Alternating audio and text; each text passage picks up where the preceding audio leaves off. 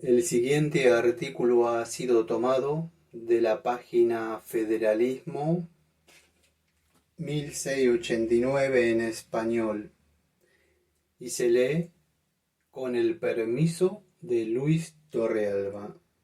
El entendimiento bautista particular del desarrollo de los pactos divinos mediante pasos adicionales por Pascal de Naur.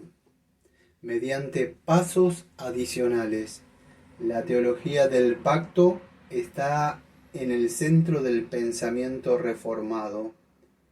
En el siglo XVII, los bautistas particulares desarrollaron su propio entendimiento de la teología del pacto. Su punto de vista era al mismo tiempo similar y distinto del de sus compañeros presbiterianos paidos bautistas contemporáneos. En este capítulo presentaremos el federalismo bautista particular del siglo XVII. Usaremos los siguientes encabezados. 1. El entendimiento bautista particular del pacto de obras. 2. El entendimiento bautista particular del pacto de gracia. El entendimiento bautista particular del pacto abrámico. El entendimiento bautista particular del pacto mosaico. 5. Y el entendimiento bautista particular del nuevo pacto. Una breve conclusión cerrará nuestro estudio. El entendimiento bautista particular del pacto de obras. Los bautistas particulares del siglo XVII apoyaron el punto de vista ampliamente aceptado entre los teólogos reformados con respecto al pacto de obras. Este punto de vista particular consideraba que se hizo un pacto con Adán, representando a su posterioridad, al principio identificado como el pacto de obras. Consistía en dos elementos. Si Adán obedecía, él y su posterioridad después de él habrían alcanzado la vida eterna y habrían sido sellados en la justicia.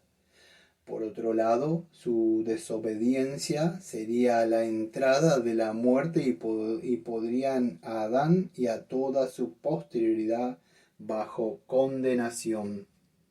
El pacto de obras no proveyó ninguna manera de expiar la ofensa. En la teología reformada, el pacto de obras es visto como el fundamento de la justicia retributiva de Dios, por la cual la obediencia engendra bendición y la desobediencia trae maldición. Es el pacto de obras el que ha fundado el principio: haz esto y vivirás. Levítico 18, versículo 5. Gálatas capítulo 3, versículo 12. Así como el principio de la paga del pecado es muerte. Romanos capítulo 6, versículo 23. Bajo el pacto de obras, la vida eterna no puede ser dada gratuitamente, debe ser ganada. Pero ahora, debido al pecado, el pacto de las obras es ineficaz para dar vida, solo puede traer la muerte. Gálatas capítulo 3, versículo número 21. Romanos capítulo 8, versículo número 3. Antes de la caída, el hombre se beneficiaba de una relación con su Creador en la que, en virtud del pacto de obras, Dios era su Dios. Mientras permanecía bajo la obligación de obedecer a Dios a causa de este pacto, el hombre caído perdió sus privilegios de pacto que le aseguraban el favor de Dios, y se encontró a sí mismo a partir de entonces bajo la ira de Dios.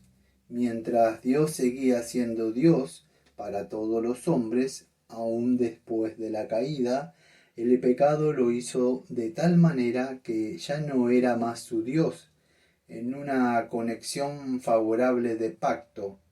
John Owen resume el concepto puritano del pacto de obras después de la caída de la siguiente manera: y el hombre continuó bajo la obligación de depender de Dios y de someterse a su voluntad en todas las cosas, pero esa relación especial de interés mutuo en virtud del primer pacto cesó entre ellos. Las abundantes referencias al pacto de obras en los escritos de los bautistas no dejan lugar a dudas sobre su concepción compartidas con otros teólogos reformados. Sin embargo, es notable notar que en la Segunda Confesión de Fe Bautista de Londres eliminó gran parte de la mención explícita del pacto de obra que se encontraba en las confesiones de Westminster y Savoy. El único lugar donde se hace referencia directa a él en la confesión de los bautistas particulares está en el capítulo número 20, párrafo número 1. Esto no debe interpretarse como una indicación de que ellos rechazaron la doctrina del pacto de obra. No lo hicieron. También ciertas formulaciones que se pueden encontrar en estas confesiones hermanas fueron rechazadas en la segunda confesión para evitar ambigüedades en la redacción. Por lo tanto, no debemos concluir que los bautistas particulares rechazaron la doctrina del pacto de obras en su confesión. La visión de los bautistas sobre el origen, la naturaleza y la función del pacto de obra era la misma que la del resto de los puritanos. Sin embargo, tenían una opinión divergente sobre la relación entre el pacto de obras y el antiguo pacto. La mayoría de los teólogos paido-bautistas del siglo XVII entendían que no bajo la ley, sino bajo la gracia. Romanos capítulo 6, versículo 14. Simplemente significaba no estar bajo el pacto de las obras, sino bajo el pacto de gracia. Por ejemplo, Hernán Huizios explica que estar bajo la maldición de la ley, Gálatas capítulo 3, versículo 10, no significa estar bajo el antiguo pacto, sino bajo el pacto de obra. Pero muchas cosas prueban que la maldición no significa otra cosa que la maldición del pacto de obras. Las confesiones de Westminster y de Savoy llaman al pacto de obras el primer pacto y al pacto de gracia el segundo pacto. Esta terminología es ambigua porque el Nuevo Testamento hace una comparación entre el primer y el segundo pacto, no para designar el pacto de las obras y al pacto de gracia, sino para comparar el antiguo y el nuevo pacto. Ve la referencia en Hebreos capítulo 8 y capítulo 9.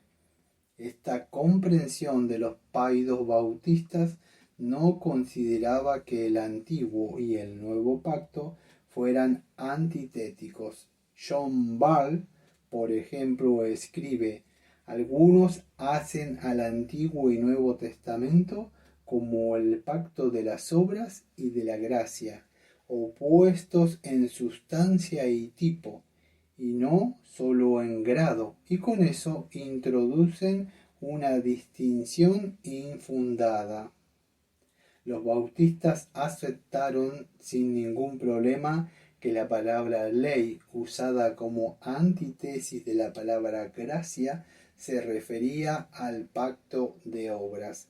El párrafo 2 del capítulo 7 de la segunda confesión dice: además, habiéndose el hombre acarreado la maldición de la ley por su caída, los bautistas, sin embargo, se rehusaron a negar la continuidad entre el pacto de obras y el antiguo pacto. Para ellos, la antítesis ley-gracia reflejaba la antítesis del antiguo nuevo pacto. Esta comprensión es obvia en esta cita de Benjamin Kitch, aunque es evidente que Dios después repitió más clara y formalmente esta ley de obras al pueblo de Israel, aunque no fue dada en esa administración para vida, como antes fue Adán. Sin embargo, como fue dada, es frecuente llamada por San Pablo el antiguo pacto y el pacto de obras, la cual requería la perfecta obediencia de todos los que estaban bajo de ella. Kitch y los otros bautistas creían que el pacto de obras fue reafirmado en el antiguo pacto, pero por razones diferentes a las de cuando fue dado inicialmente a Adán, contrario a la mayoría de los paidos bautistas. Los bautistas particulares entendieron el contraste entre la ley, gracia del Nuevo Testamento, como un contraste entre el antiguo y el nuevo pacto. Para estos paidos bautistas, la expresión la maldición de la ley se refería directamente al pacto de obras, mientras que para los bautistas se refería al pacto de obras. Pero también como reafirmado o recapitulado en el antiguo pacto.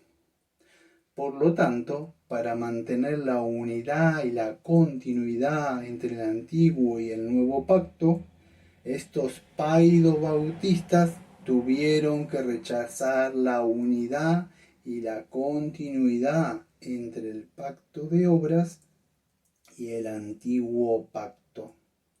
El carácter distintivo del punto de vista de los bautistas particulares con respecto al pacto de obras residía en la relación entre este pacto y el antiguo pacto, como similar en lugar de distinto. Desarrollaremos este punto más adelante cuando abordemos la naturaleza del antiguo pacto.